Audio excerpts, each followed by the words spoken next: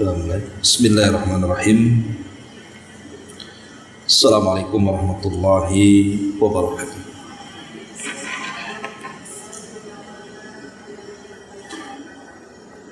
Alhamdulillah wassalatu wassalamu ala Rasulillah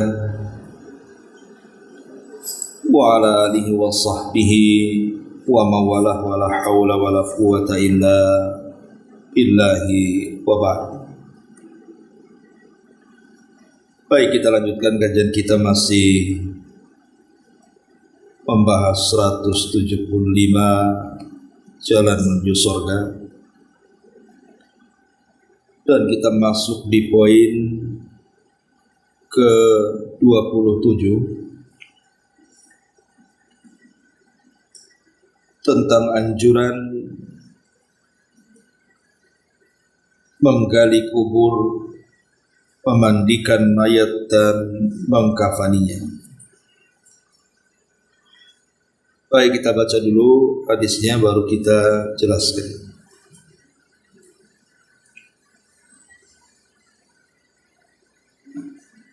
Nabi SAW bersabda di sini dari hadis yang dikeluarkan Imam Hakim dan disahihkan oleh Syekh Albani dalam kitab Sahih At-Targhib dan juga Tarhib. Man ghassala mayyitan fakatama alaihi ghafarallahu lahu 40 marratan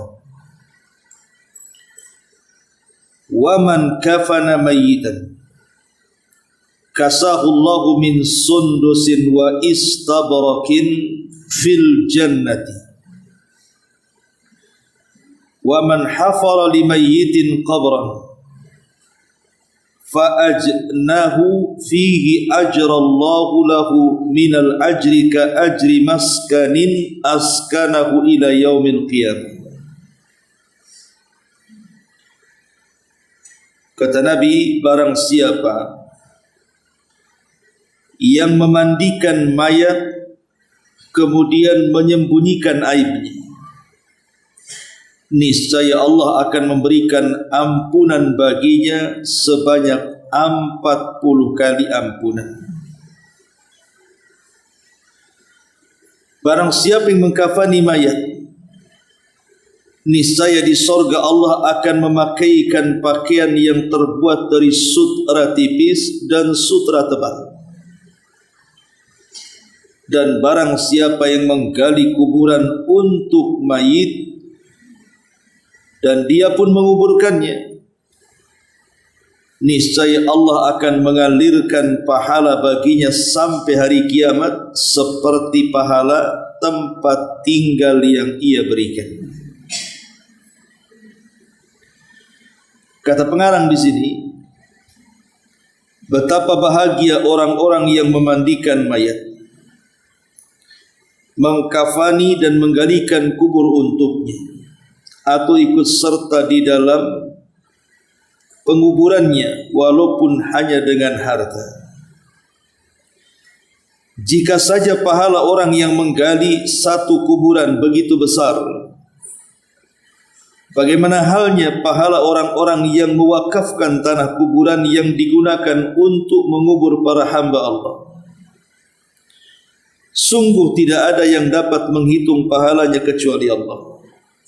Bagaimana pula halnya pahala orang yang mewakafkan alat pemandian mayat atau berinfak dengan jumlah uang untuk pembelian kafan yang digunakan untuk menutupi banyak mayat. Oleh karena itu, ambillah pelajaran dan manfaat, ataupun manfaatkanlah kesempatan-kesempatan itu, karena sesungguhnya kalian memiliki banyak saudara seiman dan seagama, baik di belahan timur bumi atau di belahan barat, yang mati dan dia tidak memiliki harta untuk membeli kafan yang layak untuk diri-diri mereka. Baik, ma'asyiral muslimat yang dimuliakan Allah Subhanahu wa taala, hadis ini menjelaskan 3 amalan yang sangat istimewa, khususnya ketika bicara tentang adab-adab menghadapi orang yang telah meninggal dunia.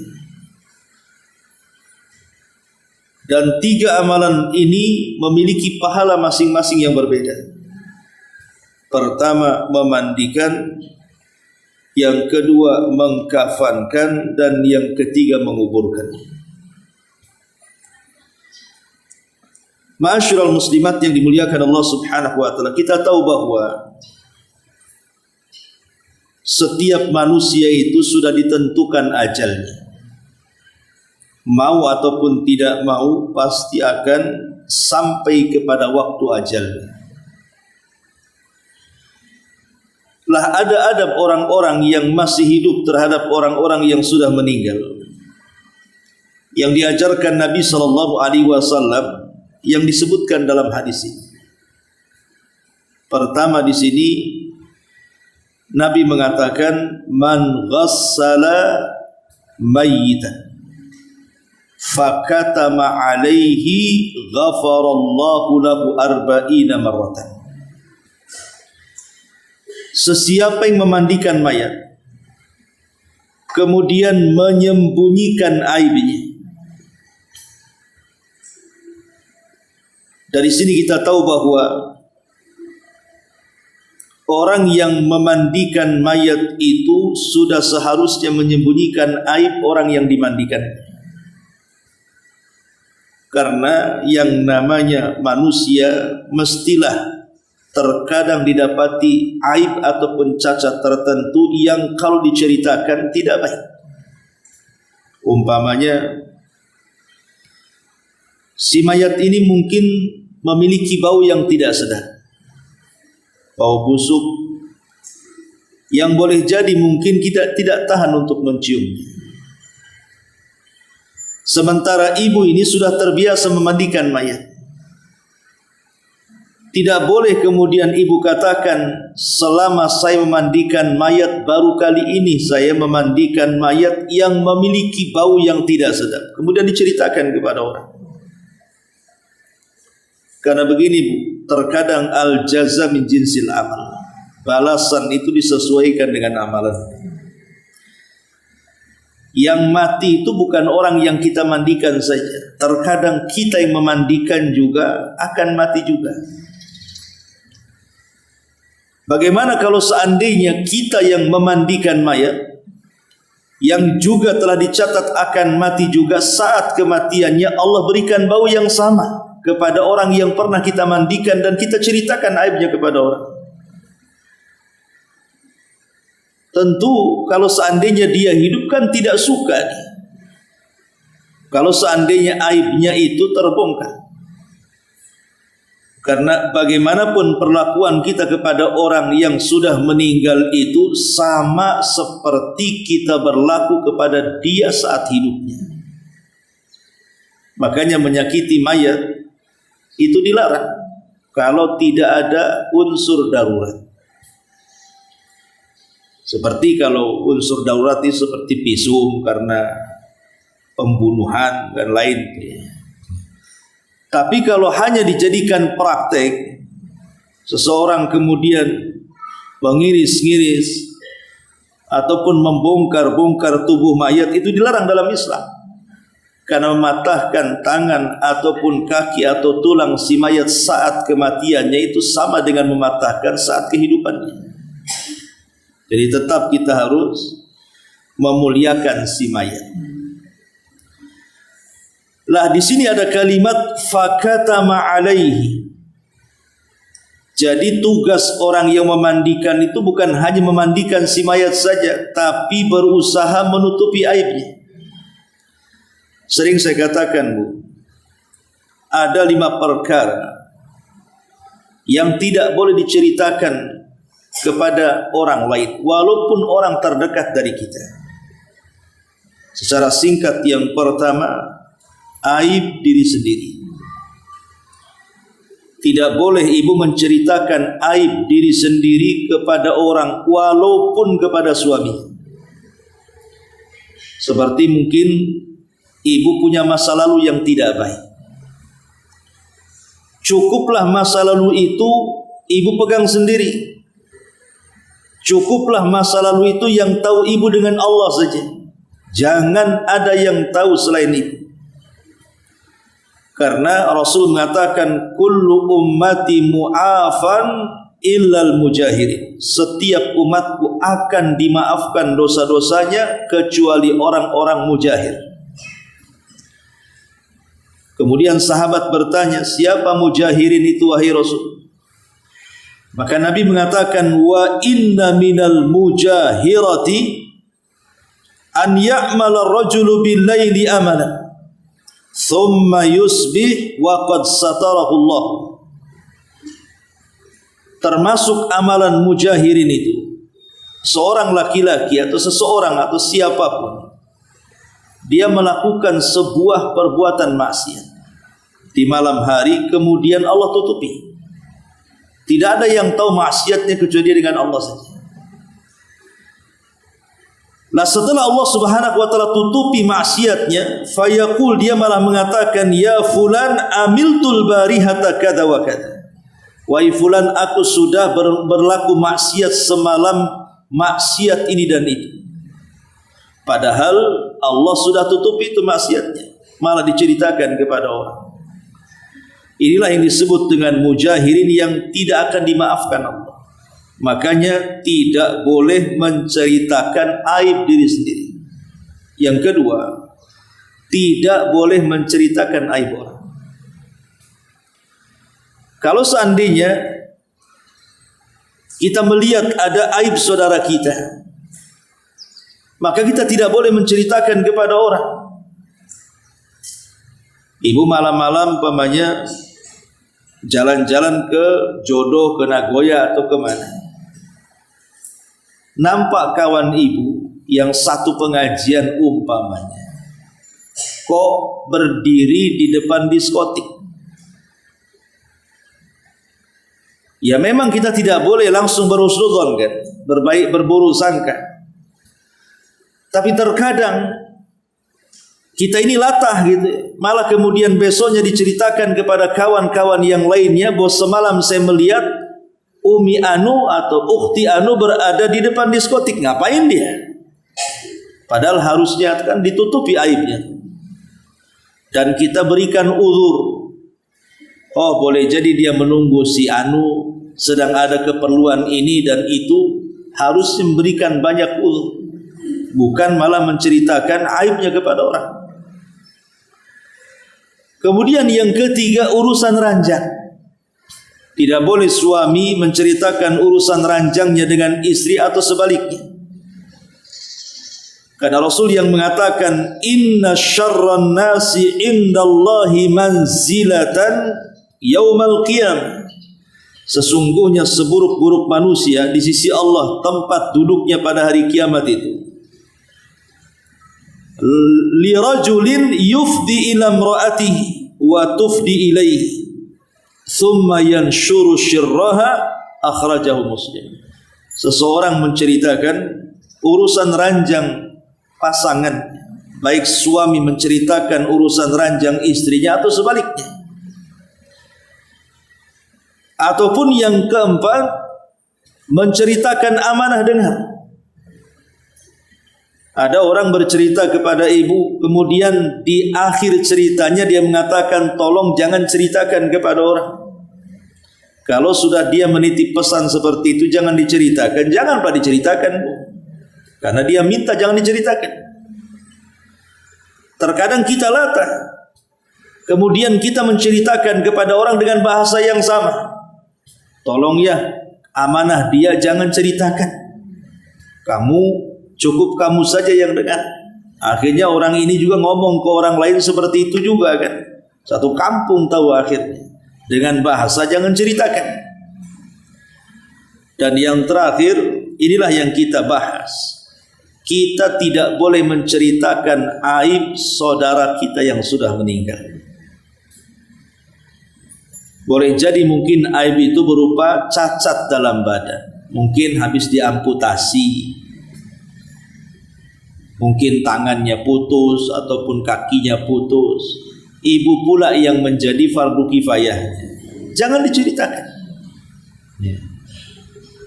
Karena bagaimanapun menceritakan saudaranya yang sudah meninggal dunia itu adalah sebuah aib.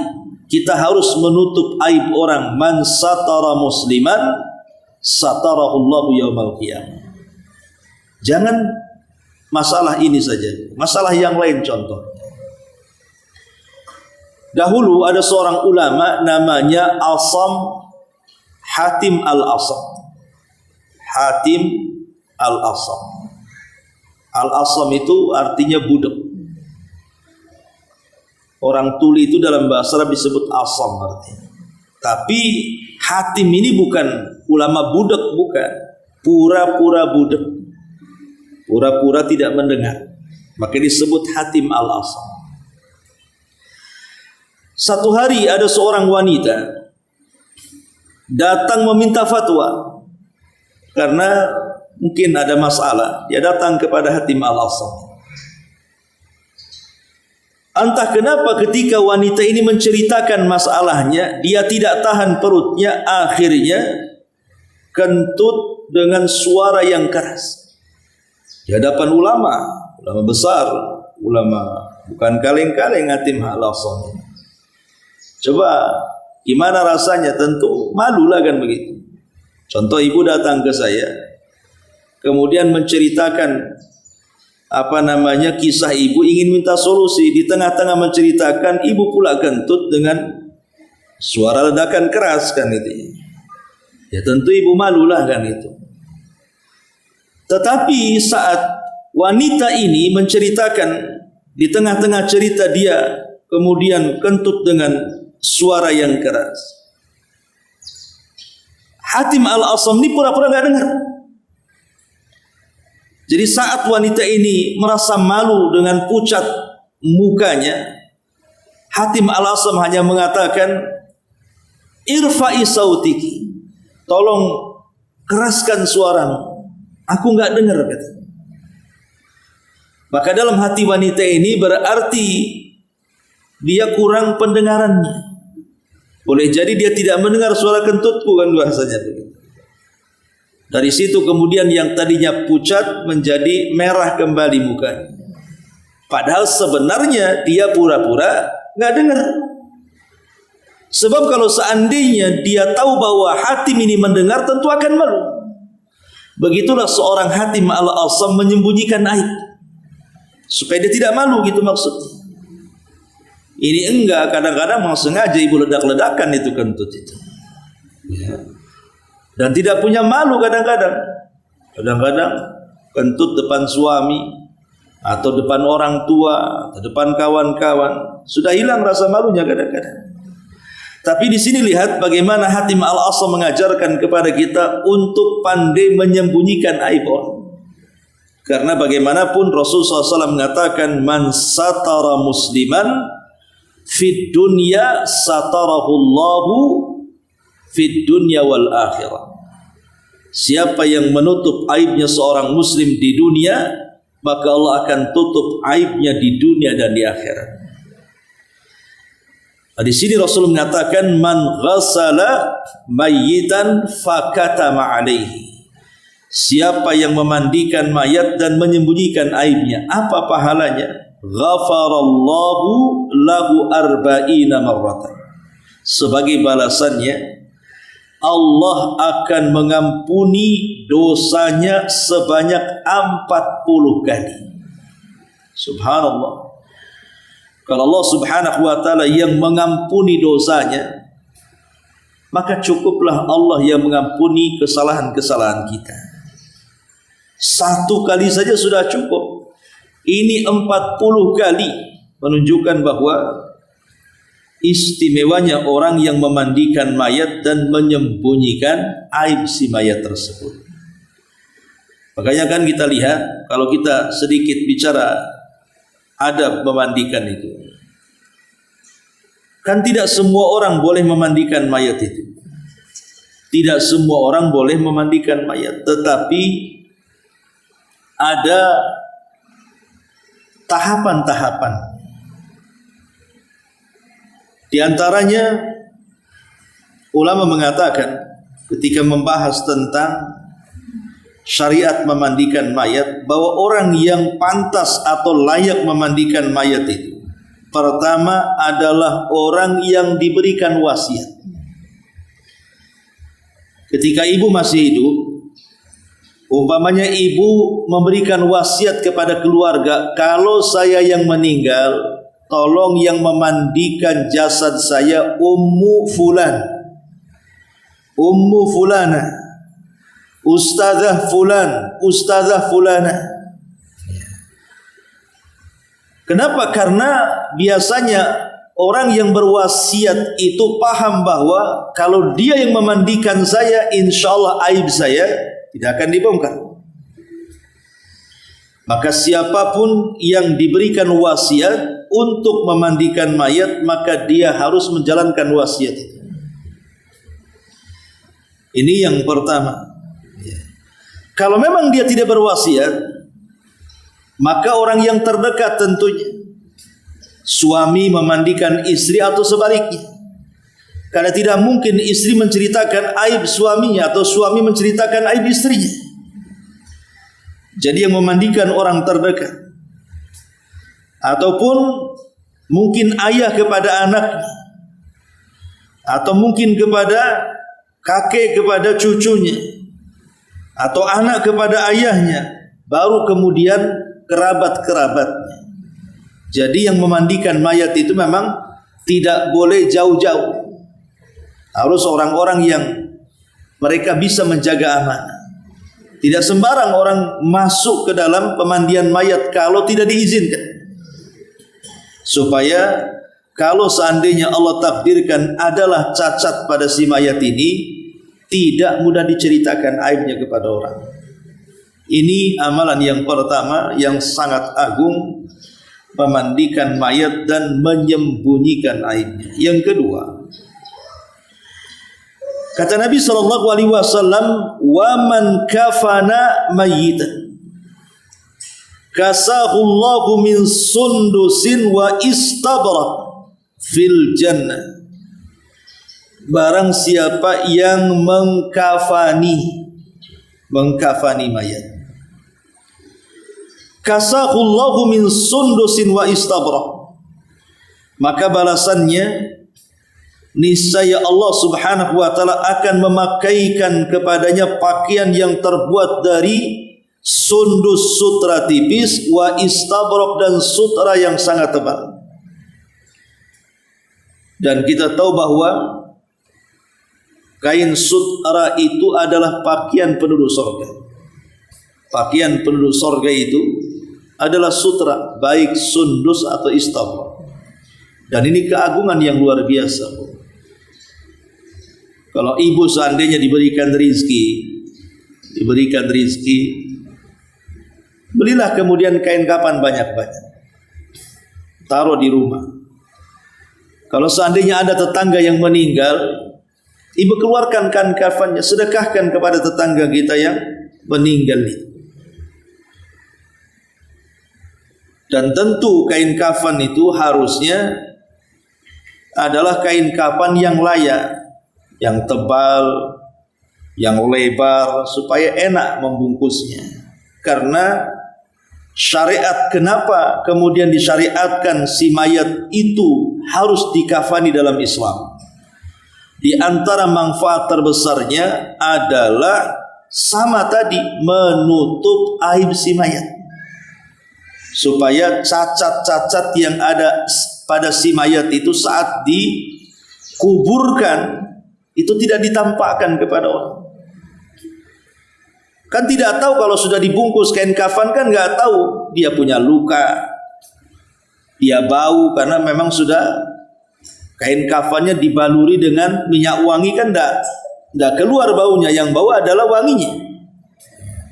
Jadi tujuan kenapa si mayat itu dikafani dalam Islam itu, tujuan terbesarnya adalah tadi, supaya menutup aib yang ada dalam jasadnya. Makanya orang itu dibungkus oleh kain kafan. Coba bayangkan kalau seandainya Orang itu dimandikan tanpa dikafan, telanjang bulat-bulat gitu saja, kemudian dibawa ke kuburan dan dikuburkan. Kalau seandainya ada cacat atau aib pada si mayat itu, kan tentu akan dibicarakan orang itu nantinya. Makanya dengan dibungkusnya kain kafan itulah akhirnya aib atau cacat si mayat itu tertutupi sehingga tidak ada orang yang tahu kecuali orang yang memandikannya saja, atau mungkin keluarga yang terdekatnya. Nah, disunahkan di situ kafan itu yang lebar, kemudian yang tebal supaya betul-betul membungkus dan menutupi, itu tujuannya. Lah di sini Nabi SAW mengatakan kalau ibu menyediakan kain kafan untuk disedekahkan kepada saudara yang meninggal dunia, maka sebagai balasannya akan diganti dengan kain sutra kelak di surga. Dan tentu sutra di surga dengan sutra di dunia kan akan berbeda, walaupun sama-sama namanya. Kata Abdullah bin Abbas radhiyallahu anhuma, kesamaan surga dan dunia itu hanya ada di nama, bukan di hakikat. Sama-sama namanya sutra, tapi hakikat sutra dunia dengan sutra yang ada di surga itu berbeda. Syukur-syukur kalau ibu yang mengkafani. Ibu sudah yang memandikan saudari ibu, kemudian ibu pula yang mengkafaninya, maka tentu lebih besar lagi pahalanya. Ini yang kedua. Kemudian yang ketiga, di sini Nabi SAW mengatakan, wa man hafara limayyitin qabra, wa man hafara limayyitin qabra, barang siapa yang menggalikan kuburan untuk si mayat.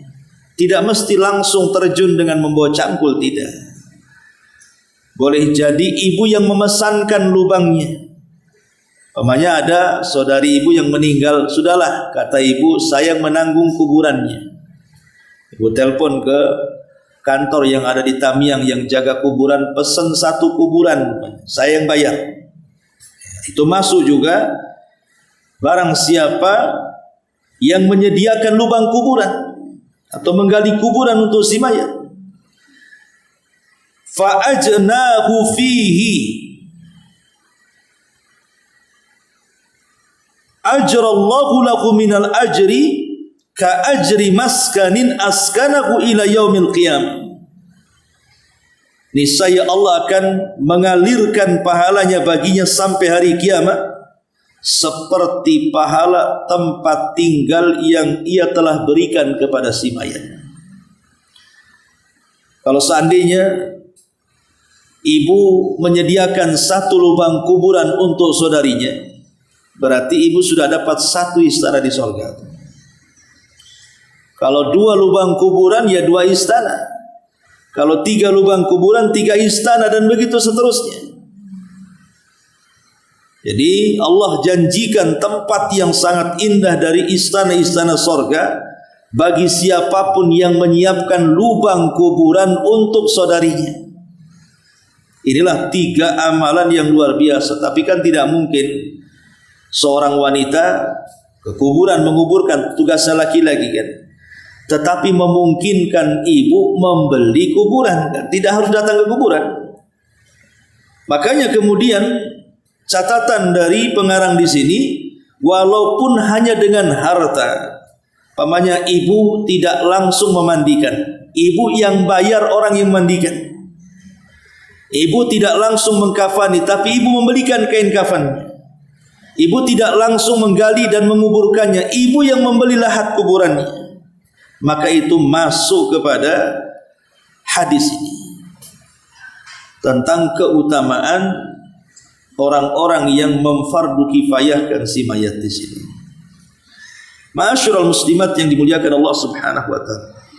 Di dalam hadis Nabi sallallahu alaihi wasallam kita tahu bahwa di antara syariat Islam ketika berhadapan dengan orang yang meninggal dunia adalah dengan cara menyegerakan.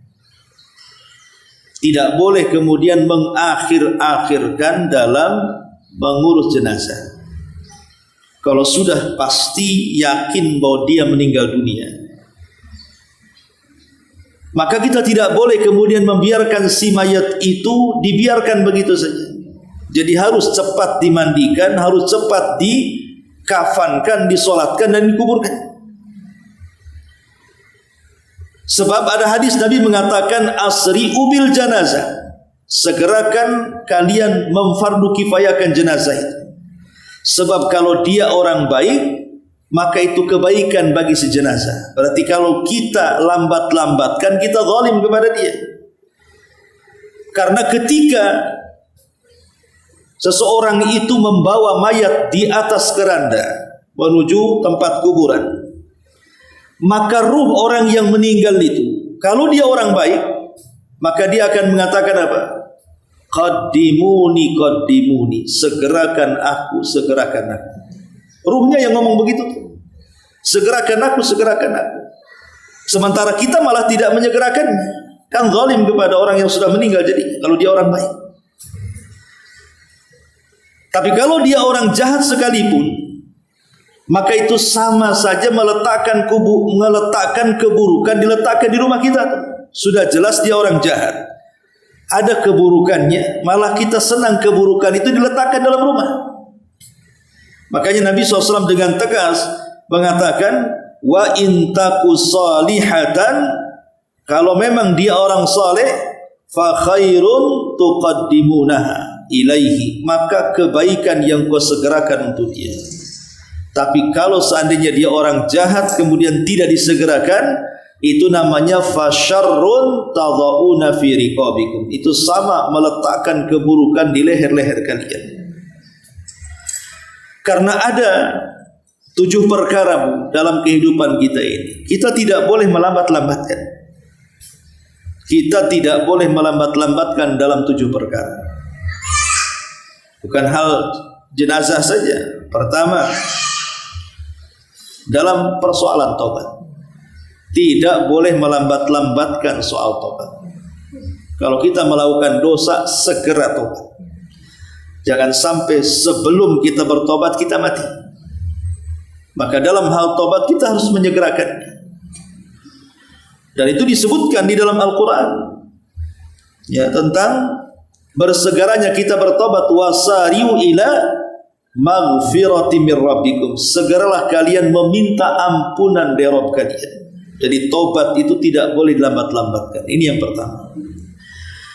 Kemudian yang kedua, melaksanakan hak-hak yang memang harus segera ditunaikan. Melaksanakan hak-hak yang memang harus segera ditunaikan. Berarti umpamanya kan ibu dengan suami itu kan ada hak-hak yang memang harus tunaikan. Ada perkara-perkara yang memang tidak harus segera, tapi ada perkara-perkara yang harus segerakan dalam hak-hak bermuamalah, baik suami kepada istri atau istri kepada suami. Kemudian yang ketiga, menunaikan hutang. Kalau ibu punya hutang, kemudian sudah sampai kepada tahap pembayaran, jangan ditunda-tunda, segerakan.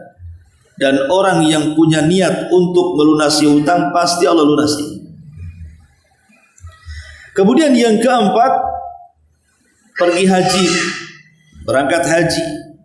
Kalau ibu sudah punya uang, sudah punya rizki, kemudian datang kewajiban haji kepada ibu, datang bulan Dzulhijjah, maka segera berangkat.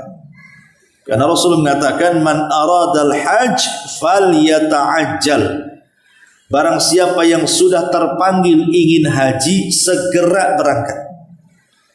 Kenapa? Kata Nabi SAW, fa inna ahadakum la yadri ma yu'radu lahu. Karena salah seorang di antara kalian tidak tahu rintangan dan halangan apa yang akan terjadi kalau tidak berangkat. Boleh jadi hartanya ludes, diambil maling. Boleh jadi rumahnya kebakaran, boleh jadi sakit parah, akhirnya uangnya habis di situ, akhirnya tidak berangkat-berangkat. Maka orang yang punya ada keinginan haji, jangan ditunda-tunda, berangkat. Kemudian yang kelima, menyegerakan berbuka. Kalau sudah datang maghrib saja orang yang puasa, jangan nunggu di waktu malam berbuka, segerakan berbuka. Karena Rasul mengatakan, la yazalun nas bi khairin ma'ajjalul fitr. Manusia akan senantiasa di atas kebaikan selama mereka menyegerakan berbuka. Kemudian yang keenam, menikahkan anak gadis yang sudah ada keinginan untuk menikah. Ibu punya anak gadis, nampaklah dia sudah ingin menikah. Tiba-tiba ada seorang laki-laki datang kepada ibu meminta anak gadis ibu, dan ibu lihat laki-laki itu baik agama dan akhlak, segerakan nikahkan. Kalau tidak, rusak anak ibu. Makanya Nabi SAW mengatakan, idza ja'akum man tardawna dinahu wa khuluquhu. Kalau datang seorang laki-laki melamar anak gadis kita, kita pandang baik akhlaknya, kita pandang baik agamanya. Kata Rasul, fazawwijuhu, nikahkan segera. Kalau tidak, maka akan terjadi kerusakan. Sebab anak gadis zaman sekarang kalau tidak dinikahkan oleh orang tuanya, takut nikah lari. Kalau sudah lari susah ngejarnya. Ini yang keenam dan yang terakhir, menyegerakan jenazah. Nggak boleh ditunda-tunda. Dengan berbagai alasan, karena di masyarakat ini umumnya kadang-kadang kasihan satu hari satu malam gitu kan, dibiarkan. Alasannya, oh saudaranya belum datang, anaknya belum datang, pamannya belum datang, dan begitu seterusnya. Masih di bandara, masih beli tiket, masih di jalan, macam-macam. Ya. Padahal sebenarnya kedatangan mereka pun tidak ada manfaatnya juga, karena yang dihajatkan mayat itu bukan kedatangan mereka. Yang dihajatkan mayat itu adalah doa, sedekah, pahala yang ditransfer kepada mereka. Nah ini yang dikatakan Nabi SAW, asri ubil janazah, segerakan dalam rangka memfardu kifayakan jenazah, baik dengan urusan memandikan, baik dalam urusan mengkafankan, menyolatkan, sampai kepada menguburkan. Ini yang disebutkan para ulama tentang tiga perkara dalam hadis ini. Wallahu alam. Saya kira cukup sampai di sini dulu. Sebelum saya tutup, silakan kalau ada yang bertanya.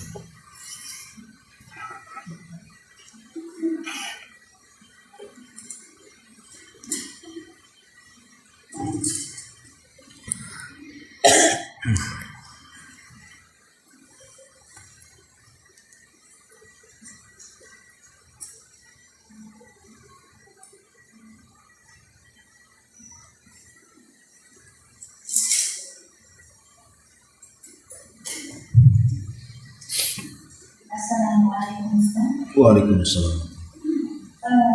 Mengenai pemandikan jenazah tadi ya Ustaz, dikatakan tidak boleh menceritakan aib yang ada pada jenazah tersebut. Yang akan tanyakan Ustaz, apakah ini termasuk aib Ustaz ketika yang jenazah yang kita mandikan itu kecelakaan ya Ustaz? Contoh seperti kakinya yang putus, dan itu permasalahannya bukan hanya kita yang tahu, tapi rata-rata orang tahu karena juga ada sampai di media sosial. Jadi ketika ada yang menanyakan kepada kita, siapa yang mau memandikan jenazah tersebut? Misalnya ada yang menjawab, saya yang memandikan. Itu yang patah kakinya ya. Oh, langsung kita bilang, oh iya itu kakinya patah dan kami masukkan begini. Apakah sewaktu kita membiarkan kakinya yang putus itu termasuk tidak menceritakan aibnya Ustaz? Ya, alhamdulillah, salatu wassalamu ala Rasulullah, amma ba'd. Wallahu alam, tapi yang jelas bahwa kalau seandainya kasusnya seperti yang diceritakan, memang orang sudah tahu dia kecelakaan, putus tangannya, putus kakinya, terpisah kepalanya dan begitu seterusnya. Kemudian kita ditugaskan untuk memandikan. Setelah mandikan kemudian ditanya, itu gimana? Apakah si mayat itu betul putus kakinya? Ada pertanyaan seperti itu. Ya ibu katakan saja, tidak ada masalah. Kan ibu menceritakan sebuah jawaban dari sebuah pertanyaan.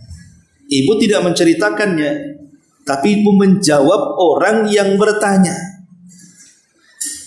Kalau menjawab orang yang bertanya, maka lihat-lihat dulu siapa orang yang bertanya itu. Ini kalau yang bertanya mungkin orangnya dianggap amanah oleh ibu, ya kalau ibu iyakan insya Allah mungkin orang paham kan itu. Tapi ada orang-orang yang bertanya itu memang mencari-cari aib. Kalau itu terkenal orang itu mencari-cari aib, ya tidak perlu dibahas, tidak perlu dijawab pula keinginannya. Karena dikhawatirkan kemudian akan diceritakan kepada orang. Dan tidak perlu diceritakan bagaimana ibu mandikannya. Cukup ibu katakan saya sudah mandikan, selesai. Tidak perlu detailkan. Oh saya sudah kasih ini, sudah kasih itu, tidak perlu. Ya, cukup ibu tahu yang tahu ibu yang mandikan saja. Tidak perlu dirinci kalau menceritakan. Alhamdulillah sudah saya mandikan. Kan begitu saja. Ya memang dia putus tangannya, tapi alhamdulillah sudah saya mandikan. Tidak perlu ceritakan, aduh itu darahnya, ini itu baunya begini dan begitu. Itu sama dengan menceritakan aib si mayat namanya. Wallahu alam, saya kira kalau hanya menjawab iya gitu saja ya tidak termasuk lah. Wallahu alam. Tanya Ustaz. Ya. Ketika kita mengamankan jenazah, terus kita juga menyampaikan kepada teman-teman kita pas waktu itu bagaimana cara memandikan jenazah. Tentu ada pertanyaan bagaimana kalau jenazah yang normal biasa, terus yang seperti tadi ada yang putus kakinya, terus jenazah seperti yang pernah memandikan bermacam-macam bentuknya Ustaz ya. Ada yang sampai kepala yang kedua, ada yang jadi hal-hal yang Anda dapatkan di dalam praktek memandikan jenazah.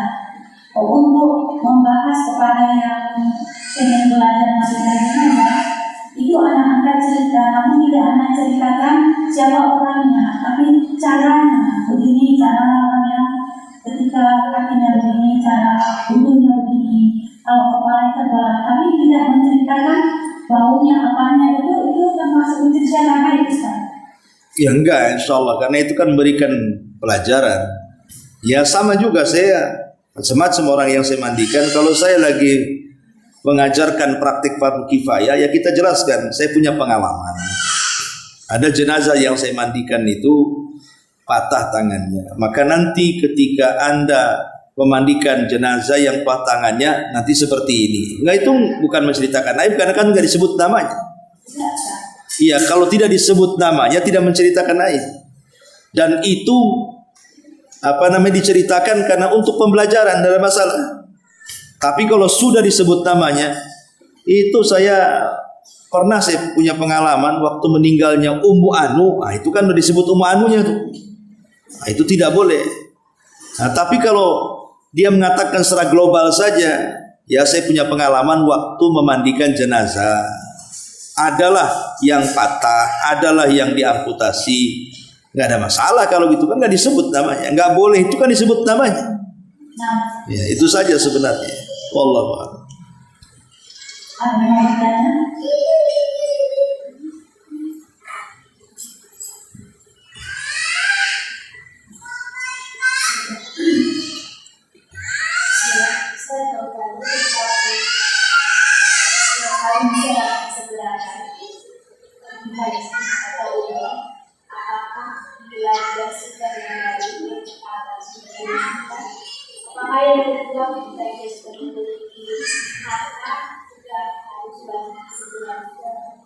Tidak, yang pertama maksudnya haji wajib.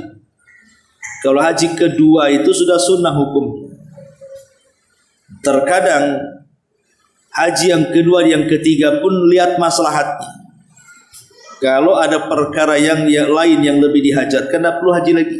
Kan kewajibannya sudah gugur, sudah selesai, sempurna rukun Islamnya. Tapi kalau ada kelebihan harta ingin haji, ya berangkat saja. Itu bagian daripada sunnah. Atau umroh. Umroh pertama ada yang mengatakan wajib, yang kedua ya sunnah kan gitu ya. Karena begini bahwa kalau memang seseorang itu ingin menambah perkara wajib dengan perkara sunnah, tentu ini sebuah kebaikan. Di zaman sahabat Ada seseorang datang kepada Rasul mengatakan, "Ara'aita in shallaitul maktubah wa sumtu Ramadan wa ahlaltul halala wa haramtul harama adkhulul jannah."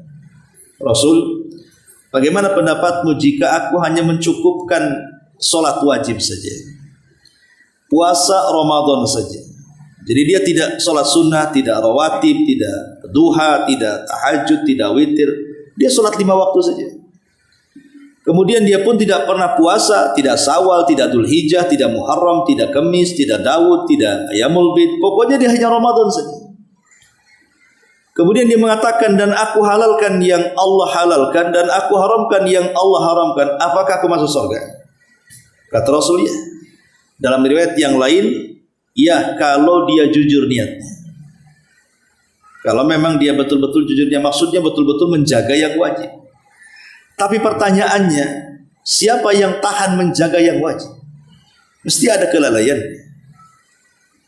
Ibu bertahan sholat tepat waktu, tidak bisa. Pasti 1 hari tidak akan tepat waktu. Ibu bertahan puasa Ramadan, pasti 1 hari juga ada lalainya. Mungkin saat puasa ibu gibah, ibu dusta. Sehingga disitulah dihajatkan kepada yang sunnah. Walaupun sebenarnya kalau kita menjaga yang wajib itu sudah cukup syarat kita masuk surga, tetapi bukan berarti melalaikan yang sunnah, karena perkara sunnah itu terkadang menyempurnakan perkara wajib.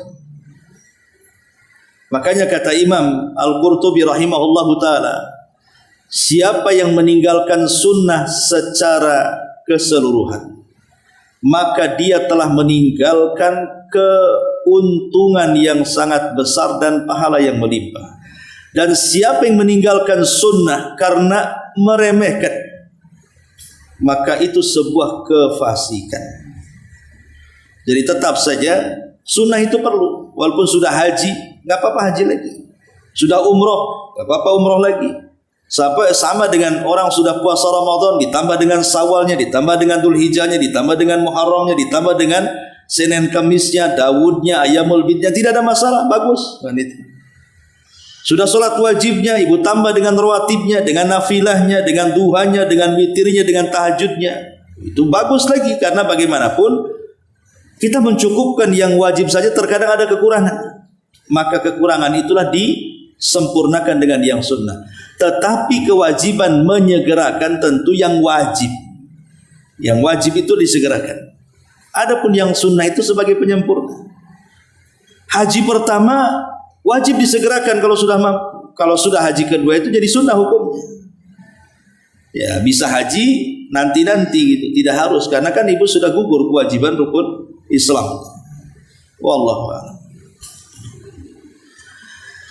Baik, saya kira cukup sampai di sini. Subhanallah bihamdika, asyhadu an la ilaha illa anta astaghfiruka wa atubu ilaik. Wallahu ta'ala alam. Assalamualaikum warahmatullahi wabarakatuh.